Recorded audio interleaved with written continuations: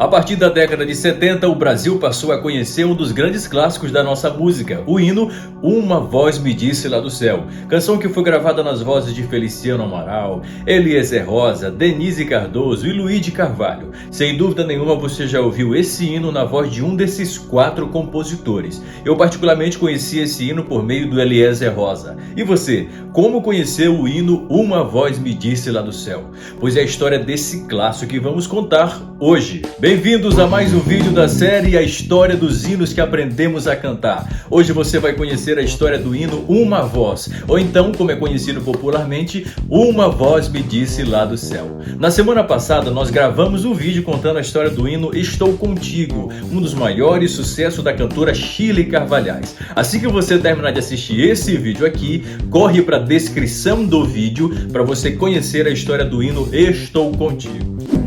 Voz me disse lá do céu. Década de 50 e pipocava pelo Brasil o movimento de renovação espiritual, conhecido como pentecostalismo de segunda onda, ou então a segunda onda do pentecostalismo brasileiro. Foi esse movimento de renovação espiritual que deu origem a igrejas como a Igreja do Evangelho Quadrangular, Deus é Amor, o Brasil para Cristo e muitas outras igrejas evangélicas. Foi dentro desse contexto de renovação espiritual que surgiu o hino Uma Voz Me Disse Lá do Céu. E quem é o compositor desse clássico que nós aprendemos a cantar? O compositor foi Francisco Ferreira de Carvalho, evangélico, membro da Igreja Assembleia de Deus em Aribiri, Vila Velha, Espírito Santo. Pois bem, no ano de 1955, quando pipocava pelo país esses movimentos de renovação espiritual, Francisco Ferreira de Carvalho sofre um AVC e as sequelas o deixaram em uma cadeira de roda por algum tempo. Grande foi a tristeza, não somente por estar naquela condição, mas também pela dificuldade de frequentar uma igreja.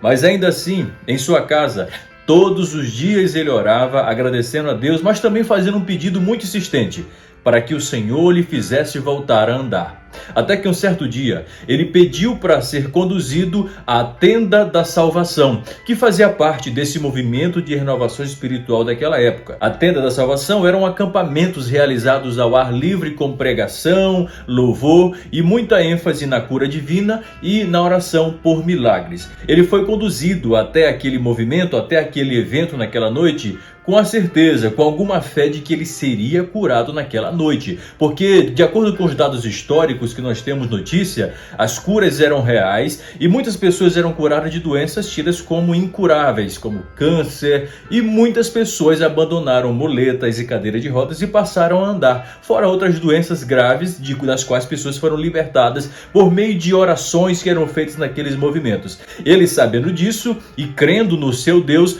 foi até aquela noite da Tenda da Salvação com a certeza de que aquela noite seria a noite em que Deus iria responder a sua oração. Perceba que mesmo com essa dificuldade de locomoção, ele insistia em casa orando e cantando. É como se ele ouvisse uma voz do céu insistindo para que ele não deixasse de orar e nem de cantar. É por isso que na primeira estrofe do hino ele começa dizendo: Uma voz me disse lá do céu, cante, cante, cante para mim, ore, ore, ore uma vez mais, segue, segue, segue após mim. Pois bem, Francisco foi conduzido à Tenda da Salvação e após a oração final pela cura divina, lá estava ele com sua fé no coração. Aconteceu é que após a oração pela cura, ele deixa a cadeira de rodas porque recebeu seu milagre instantaneamente. Aquele homem que fora empurrado em uma cadeira de rodas para o evento naquela noite, saiu de lá andando e glorificando a Deus porque recebeu seu milagre. Naquela mesma semana, ele chegou em casa e lhe veio a inspiração para escrever Uma Voz Me Disse Lá do Céu. E é assim que surge a história de um dos grandes clássicos da nossa música, Uma Voz, ou então Uma Voz Me Disse Lá do Céu. Agora eu quero ouvir você contando a sua própria história com esse hino que nós amamos, que a igreja brasileira aprendeu a cantar. Você tem algum testemunho com esse hino? Deixe nos comentários. Acompanhe também os nossos próximos vídeos. Sábado tem vídeo aqui no canal de temas teológicos e atuais. E na próxima quarta-feira tem mais um vídeo da série A História dos Hinos que Aprendemos a Cantar. Acompanhe os próximos vídeos dessa série e também veja o último vídeo que gravamos cantando a história do hino Estou Contigo, que a Shirley Carvalhais gravou. Deus te abençoe e até a próxima quarta. Uma voz me disse lá do céu, te cantar.